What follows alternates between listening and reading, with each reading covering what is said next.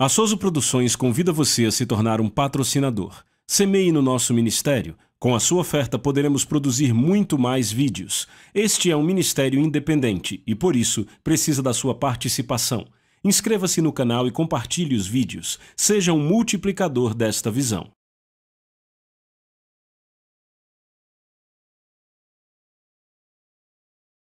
Os versículos usados nos vídeos que traduzimos nem sempre correspondem a versões em português. Muitas vezes precisamos traduzir do original em inglês para fazerem sentido no contexto do vídeo. Eu quero compartilhar algumas coisas com vocês na Palavra de Deus. Coisas muito importantes.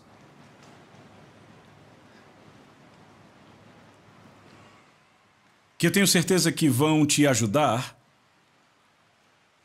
na sua vida pessoal, te ajudar a fortalecer a fé, te ajudar a entender a mente de Deus.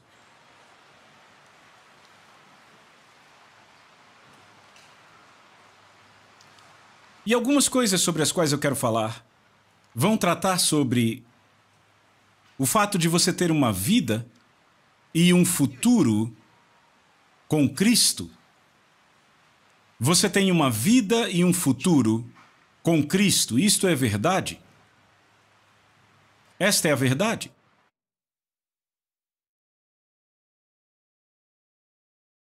Eu sei que tem aqueles que acreditam que Deus não existe. Por alguma razão, chegaram à conclusão que não existe Deus.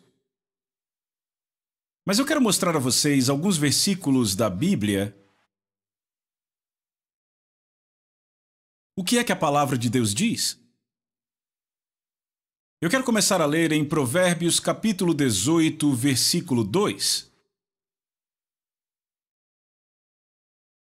Que diz que o tolo não tem prazer no entendimento. Um tolo não tem prazer, ele não se alegra, ele nunca se sente alegre pelo entendimento. Ele não se importa com entender mais do que ele já entende. Não dá para tentar ensiná-lo. Ele não está disposto a ouvir.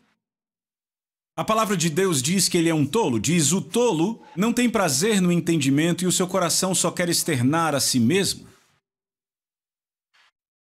A Bíblia diz que esta pessoa aí é uma tola. Vá para o capítulo 28, ainda em Provérbios, 28, verso 26. Aquele que confia no seu próprio coração é um tolo. Você já conheceu alguém que diz: eu acredito em mim mesmo, eu confio em mim mesmo? A Bíblia diz que essa pessoa é uma tola. Veja isso. Aquele que confia em seu próprio coração é um tolo. Mas o que anda sabiamente, este será salvo. Agora, isso é muito importante.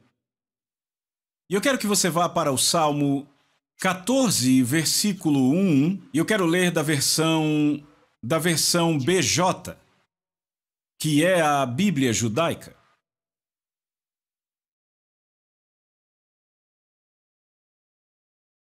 Ela diz: para o líder por Davi, significa que foi Davi que escreveu isto. O rei Davi escreveu esse salmo e mandou para o líder do coro. E aí ele diz: tolos dizem em seus corações, não existe Deus. Eles agem corruptamente, os seus feitos são vis, nenhum faz o que é certo. Ele diz: tolos dizem em seus corações, não há Deus. Então aqueles que dizem que Deus não existe, a Bíblia diz que são tolos. Foi escrito pelo rei Davi. Tolos dizem em seus corações, talvez eles nem digam exteriormente, mas em seus corações é o que de fato pensam, que não existe Deus. A Bíblia diz que estes são tolos? Por que você daria ouvidos a um tolo? Pense nisso. Vá para o Salmo 53, verso 1, ainda nesta mesma versão. É muito similar. Diz para o líder, no Macalá, um masquio de Davi. Então diz que Davi foi que escreveu, diz um tolo bruto, diz a si mesmo que não existe nenhum Deus. Sabe o que significa um tolo bruto? Não é um tolo qualquer. É um bruto. O que diz que estas pessoas não têm nenhuma sensibilidade humana. Elas tratam as outras pessoas como se fossem animais.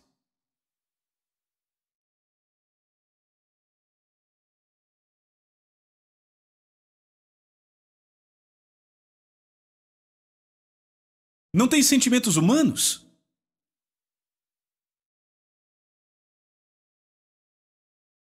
Diz que essas pessoas dizem a si mesmas que não há Deus. Não espanta que ajam como agem.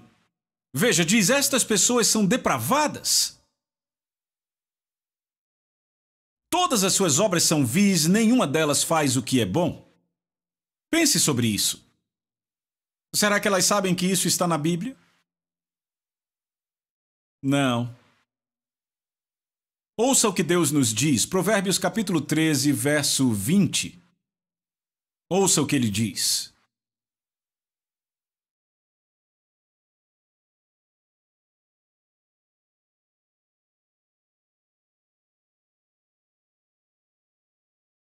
Quem anda com os sábios se tornará sábio, mas aquele que acompanha os tolos vai sofrer. Você viu isso? Ele diz, se você anda com os sábios, vai se tornar sábio. Mas se você se torna um acompanhante, um amigo, daqueles que pensam da maneira que acabamos de ler, a quem a Bíblia chama de tolos, ela diz que você vai sofrer. Vai sofrer na vida. E vai sofrer diante de Deus. De fato, na versão King James, vamos ver a versão King James, diz, aquele que anda com homens sábios, este será sábio, mas a companhia dos tolos será destruída. Esse é o futuro deles. Então, o que devemos fazer? Não siga um tolo. É simples. Quando você sabe que alguém não se interessa pelas coisas de Deus, não ouça a pessoa. Não importa se é um professor, um político, isso não importa. Você não pode ouvi-lo. Porque se você o seguir, a Bíblia diz que vai sofrer. A companhia dos tolos será destruída. O que acompanha os tolos vai sofrer. Este é o futuro de alguém que é companhia de tolos. E ela nos diz quem são os tolos. Tem outra coisa que um tolo faz, deixa eu te mostrar de novo na Bíblia. Vá para Provérbios, capítulo 14, verso 9. Primeiro eu quero ler da versão King James. Diz, os tolos zombam do pecado, mas entre os justos há favor. Tolos zombam do pecado. Isso é terrível. Eles riem de coisas que são erradas. Eles debocham quando se fala de pecados. Usam até o pecado para zombar de outras pessoas. Mas você sabe que o que há de interessante aqui na conotação hebraica, no original, aqui também diz que o pecado, na verdade, zomba delas, mas elas não sabem. Enquanto elas estão zombando dos justos, daqueles que se afastam do pecado, e eles continuam pecando, o pecado zomba deles. Eu quero ler na versão ampliada. Vá para a versão ampliada. Veja, isso vai facilitar o pensamento aqui. Tolos zombam do pecado, e o pecado zomba dos tolos, que são suas vítimas. A oferta de pecado feita por eles apenas zomba deles, lhes trazendo desapontamento e desfavor, mas entre os retos há o favor de Deus. Bendito seja Deus. Tolos zombam do pecado. Eles não acham que faz sentido ser reto diante de Deus? Afinal, eles não acham nem que Deus é real. Não acham que Ele se importa conosco. Eles acham que Ele está muito longe, que Ele nem é real. Mas estão errados. Estão errados, mortalmente errados. Jesus Cristo, Jesus foi a manifestação de Deus em si mesmo para os homens. Jesus Cristo, Ele foi a revelação de Deus aos homens. Em 2 Coríntios capítulo 5, versículo 19, eu acho que é importante que depois você siga essas passagens. Eu estou citando justamente para isso, para que você possa estudar sozinho, vendo-as depois na Bíblia, a saber que Deus estava em Cristo reconciliando consigo o mundo. Pense nisso. Então Jesus Cristo não estava fazendo tudo o que fez por si mesmo, diz que Deus estava com ele. Deus estava em Cristo reconciliando o mundo. Tem mais uma coisa bonita aqui que você vai amar. Eu vou ler para você 18 versículos do Evangelho de João, capítulo 1, e eu quero que você acompanhe a leitura destas passagens com muita atenção. Então vamos ler do versículo 1. No princípio era a palavra de Deus. E a palavra estava com Deus, e a palavra era Deus. Não se separa o homem da sua palavra da mesma forma. Não dá para separar Deus da sua palavra. Deus e a sua palavra são um. Entendem? A palavra de um homem é o caráter deste homem. Certo? Então, no princípio era a palavra. Eu vou ler do começo. No princípio era a palavra estava com Deus e a palavra era Deus. A mesma estava no princípio com Deus. Todas as coisas, veja tudo, todas as coisas foram feitas por Ele. Ele já está chamando a palavra de Ele. E sem Ele, nada do que foi feito se fez. Continuamos lendo. Nele estava a vida. E eu quero que você note o uso do tempo verbal passado. Por quê? Porque ele está contando a você uma história. Daqui a pouco você vai entender do que se trata essa história. Ele está contando uma história. Nele estava a vida, e a vida era a luz dos homens. A palavra de Deus. E a luz brilhou nas trevas, e as trevas não a compreenderam. Houve um homem enviado por Deus, cujo nome era João, que é João Batista. O mesmo veio para testemunhar da luz, para que todos os homens através dele pudessem crer. Ele não era esta luz, João não era esta luz, mas foi enviado para dar testemunho desta luz. Esta é a verdadeira luz que ilumina todo homem que vem ao mundo. Ele estava no mundo, a palavra de Deus, ele estava no mundo e o mundo foi feito por ele. E o mundo não o conheceu. Acabamos de ler. Todas as coisas foram feitas por ele. Sem ele, nada do que foi feito se fez. Acabamos de ler. Essa é a palavra de Deus. Então agora, no verso que acabamos de ler, no verso 10, ele diz: a palavra de Deus estava no mundo, e o mundo foi feito por ele, e o mundo não o conheceu. Como a palavra de Deus estava no mundo? Porque Deus falou aos homens. Ele falou aos homens, e às vezes ele fala aos homens através de profetas. A palavra dele já estava no mundo. Eles é que não perceberam que a palavra que eles ouviram era ela mesma Deus. Ele está nos contando uma história, agora eu quero que você acompanhe. Ele estava no mundo, o mundo foi feito por ele e o mundo não o conheceu. Ele veio para os que eram seus e os seus não o receberam. Como assim ele veio para os que eram seus? Porque ele tinha uma aliança com Abraão. E com esta aliança, ele escolheu um certo povo para ser seu. Entre todas as nações, a Bíblia nos conta. De acordo com as Escrituras, ele escolheu Abraão e a sua semente, e isso se metamorfoseou na nação Israel. Então os profetas, é por isso você pode ler, todos os profetas vieram de lá e trouxeram a palavra de Deus para eles. Ele veio para os que eram seus e os seus não o receberam. Ouçam, veja o próximo. Mas tantos quantos o receberam, a eles deu poder para se tornarem os filhos de Deus, a saber, aos que creem em seu nome. Ou, ele está começando a nos contar algo que daqui a pouco ele vai revelar. Porque a palavra veio e ela nunca foi embora. Veja, diz, uma palavra foi enviada e repousou sobre Jacó. Veja, ela desceu ali e permaneceu ali. Agora veja, próximo versículo.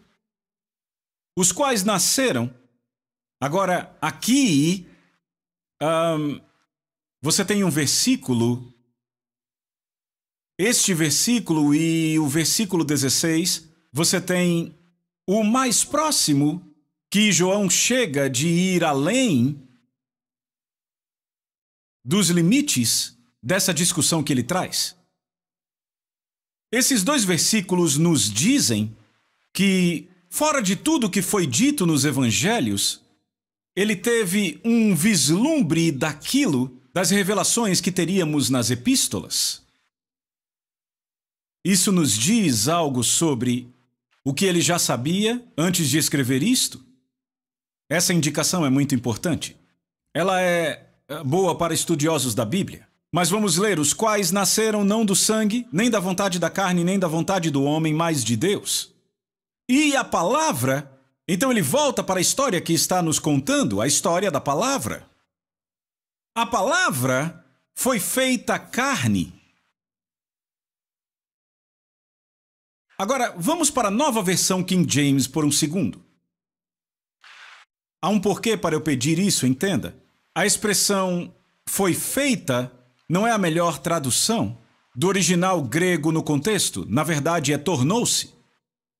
Então, na revisão da King James, quando veio a NKJV, eles trouxeram esta correção. E a palavra tornou-se carne e habitou entre nós. A palavra tornou-se carne. Lembre-se, ele te disse que a palavra era Deus. Diz, no princípio era a palavra estava com Deus e a palavra era Deus. Ele era Deus. Como eu disse, observe os tempos verbais no passado. Ele era. A palavra era Deus. Ele fez todas as coisas. Ele era Deus. E agora ele te diz que ele se tornou carne. Você vê agora? A palavra se tornou carne. A palavra era Deus. E se tornou humano. Como nós. Jesus aqui. A palavra era Deus. Ele mesmo era Deus. E se tornou carne. E habitou entre nós. E João diz que contemplamos a sua glória, nós o vimos. Lembre, ele era um dos apóstolos. Ele diz, vimos a sua glória. A glória como do unigênito do Pai, cheio de graça e verdade. Ele diz que Jesus era cheio de graça e verdade. Veja o próximo versículo. João deu testemunho dele, falando de João Batista, deu testemunho dele e clamou, dizendo, este é aquele de quem eu falei, o que vem depois de mim, mas tem a primazia sobre mim, porque já existia antes de mim. E da sua plenitude, bendito seja Deus, todos nós recebemos, e graça sobre graça, esse é o versículo 16 do qual eu estava falando. Eu poderia pregar muito mais sobre isto, mas hoje eu quero permanecer no contexto. E da sua plenitude todos recebemos, e graça sobre graça. Então, ele continua no verso 17, voltando à sua discussão. Porque a lei foi dada por Moisés, mas a graça e a verdade vieram por Jesus Cristo. Isso é maravilhoso! A lei foi dada por Moisés.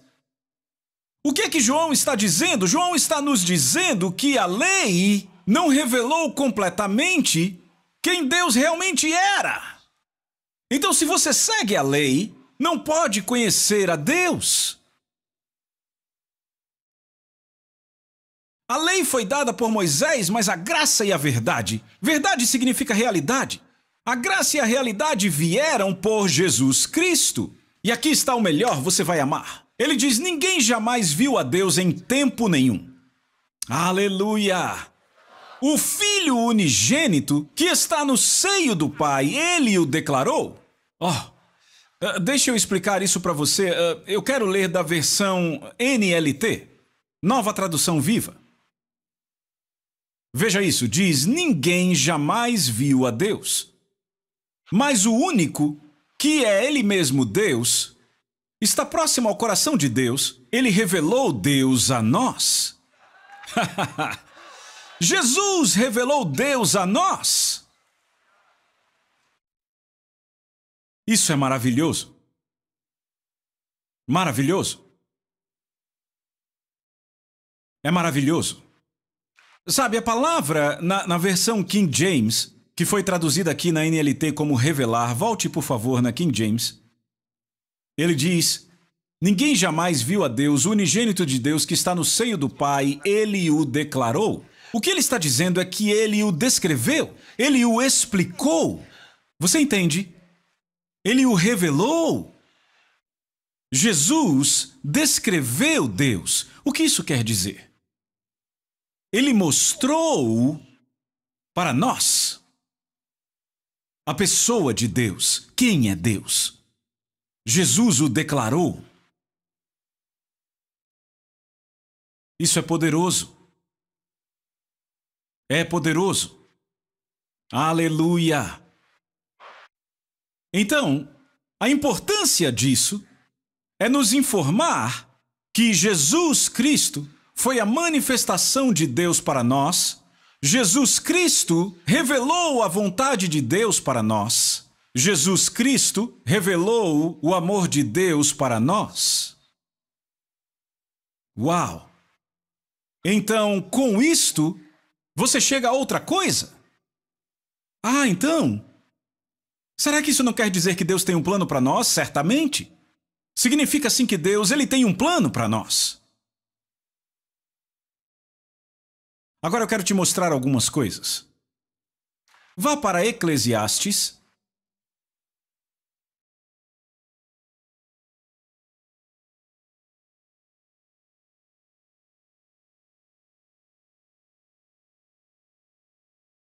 Capítulo 3, verso 14. Primeiro eu vou ler na versão King James. Eu sei que tudo o que Deus faz será para sempre. Nada pode ser adicionado a isto e nada pode ser tirado disto. E Deus faz isto para que os homens o temam. Isso é extraordinário. Ele está dizendo que o que quer que Deus faça é eterno e que não pode ser aumentado. Vamos ler da Bíblia judaica para que você possa entender. Eu sei que tudo o que Deus faz vai durar para sempre. Não há nada a se adicionar ou subtrair disto. Ai! O que quer que Deus faça, ele diz que dura para sempre. Ouça, quando você foi feito por Deus, Deus te fez para durar para sempre. Você sabia disto? Este é o plano de Deus? Este é o plano de Deus? Mas por que as pessoas morrem? Já já eu vou te mostrar. Tudo aquilo que Deus faz é feito para durar para sempre. Ele diz: nada precisa ser adicionado a isto e nada precisa ser subtraído disto.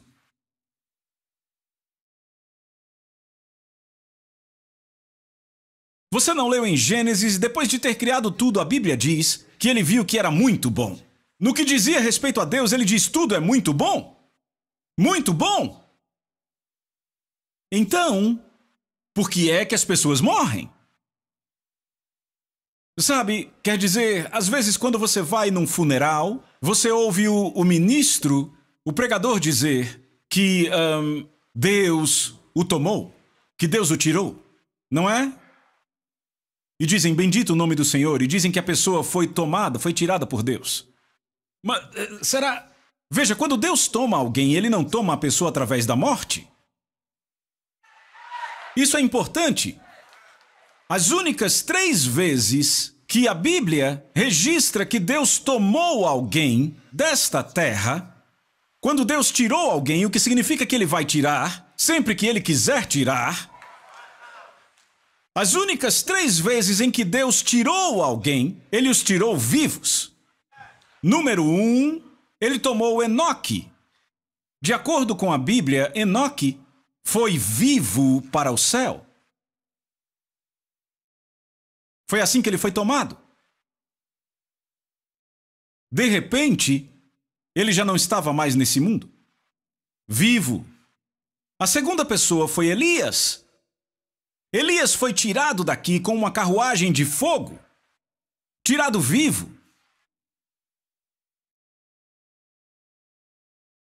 A terceira foi o próprio Jesus. Jesus morreu. De acordo com a Bíblia, foi para o inferno, porque levou os nossos pecados sobre ele. Ele tinha que ir para o inferno e pagar o preço completo, e ressuscitou no 3º dia. E quando ele foi para o céu, quando Deus o tomou, a Bíblia diz que ele ascendeu, e os discípulos estavam ali observando ele, até que ele atravessou as nuvens. Deus o levou vivo. E a próxima vez que Deus vai tomar alguém, será no arrebatamento da igreja, e ele vai levar todos vivos.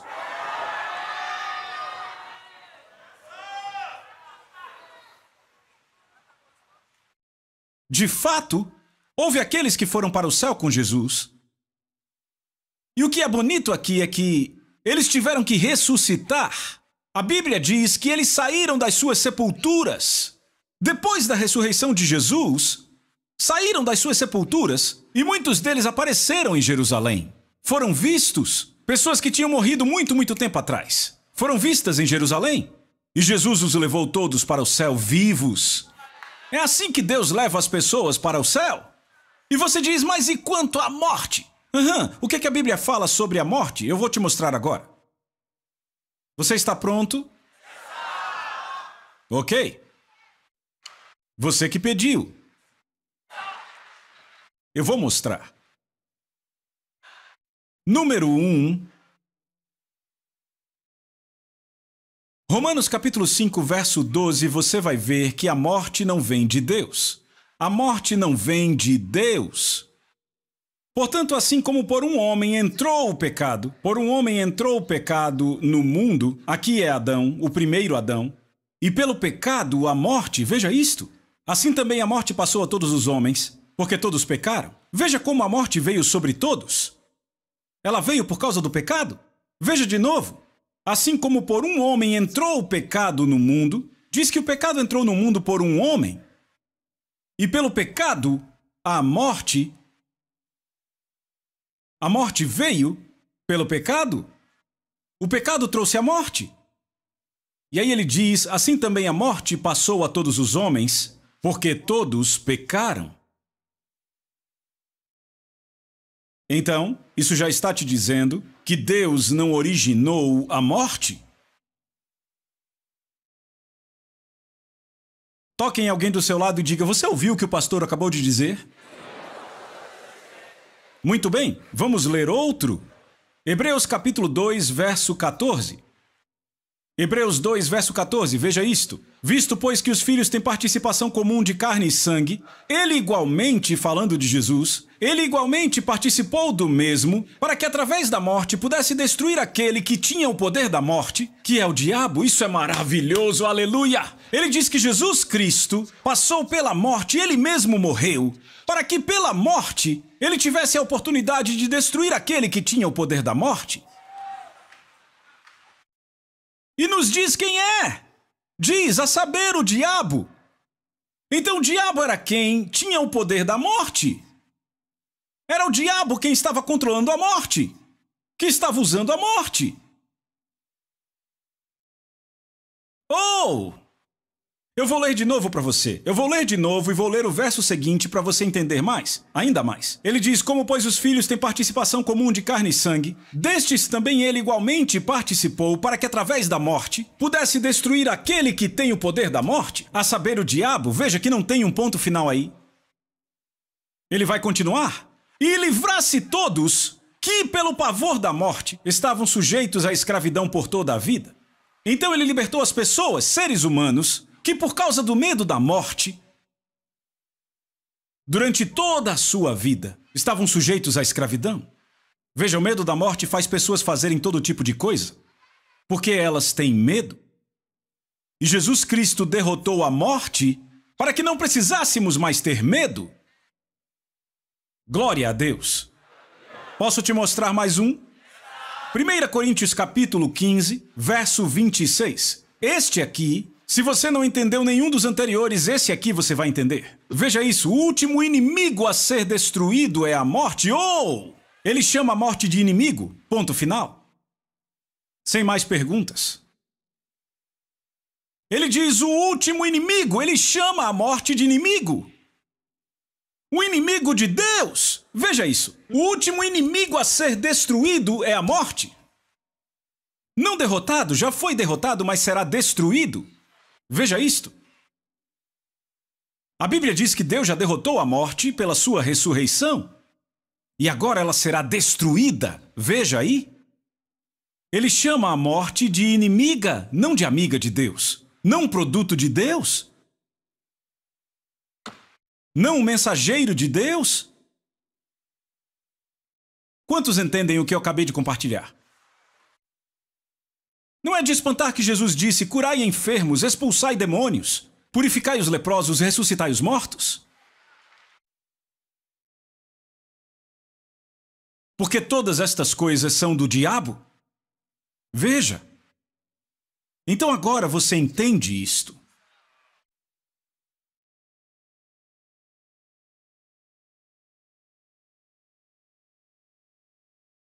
Há um futuro com Deus. Há um futuro com Deus. E na próxima lição eu vou compartilhar mais disso, pois há um futuro com Deus. Ouça, você não está vivendo uma vida vazia. Deus não quer que você viva uma vida vazia.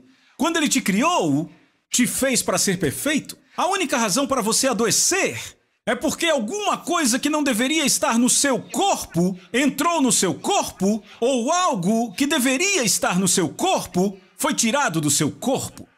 E não foi Deus que fez nada disto. E você tem que aprender na palavra de Deus como manter o seu corpo em perfeição. Na terceira carta de João, vemos o versículo 2. Veja o que a Bíblia diz. Amado, eu desejo acima de todas as coisas que tu possas prosperar e estar em saúde. Que governo vai te dar isto? Não, veja aí. Ele diz, eu desejo acima de todas as coisas que tu possas prosperar. Deus quer que você prospere e seja saudável. Assim como a tua alma, significa que você tem que ter prosperidade espiritual também. De fato, ele diz, assim como a tua alma prospera. O que significa? Que a prosperidade espiritual deve vir primeiro. Porque ele diz, assim como. Então, o seu espírito prospera através do conhecimento da palavra de Deus. E daí, ele espera ver você próspero materialmente e saudável fisicamente. Deus quer você saudável. Não há dúvida. Não há dúvida. Atos capítulo 10, verso 38.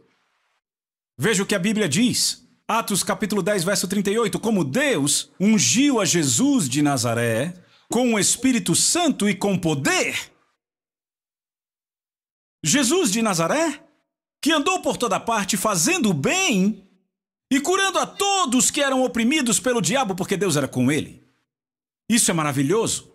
Então as pessoas que Jesus curou adoeceram por causa do diabo? E Deus quis que ficassem bem. E ele não mudou, ele é o mesmo. Ontem, hoje e para sempre. Ele não mudou. Ele não mudou. E a cura está disponível para você hoje. Se você ainda não recebeu a salvação em Cristo Jesus, eu quero agora mesmo que você o receba em seu coração. Diga estas palavras depois de mim, para receber a salvação. Diga essas palavras depois de mim do fundo do seu coração. E ele vai te ouvir. Eu estou levando você à salvação da forma da Bíblia agora. Diga essas palavras. Pastor Cris, por que eu tenho que dizê-las? É importante. Deixa eu te mostrar uma passagem. Eu poderia ler muitas, mas veja esta. Romanos capítulo 10, verso 9. Veja o que diz. Se confessares com a tua boca o Senhor Jesus e creres do teu coração que Deus o levantou dos mortos, tu serás salvo. Veja o verso seguinte. Porque com o coração o homem crê para a justiça, diz que você crê com o seu coração e você é justificado em Deus. E com a boca a confissão é feita para a salvação. Confissão, e aqui ele não está falando de confissão de pecado. A palavra é homológia. Significa dizer algo em consistência com Deus. Você diz a mesma coisa em concordância, mas desta vez com Deus, proclamando o senhorio dele na sua vida. É disso que ele está falando. Eu quero que você diga essas palavras comigo agora do fundo do seu coração, e você terá a salvação. Diga: ó Senhor Deus, eu creio em Jesus Cristo, o Filho de Deus. Eu creio que ele morreu na cruz para salvar a minha alma. Eu creio que Deus o levantou dos mortos e ele está vivo hoje. Eu recebo pela fé a vida eterna no meu coração, pois Jesus Cristo é o Senhor da minha vida, de hoje em diante. Obrigado, Senhor, por salvar a minha alma. Eu tenho a vida eterna agora. Eu sou o Filho de Deus agora. Eu nasci de novo. Obrigado, Senhor. Amém. Se você fez esta oração, eu quero que você saiba que Deus te ouviu e te respondeu de acordo com as Escrituras. E agora, não há mais pecado em sua vida, porque Ele deu a você um novo coração, uma nova vida.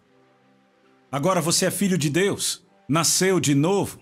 Meus parabéns. Meus parabéns.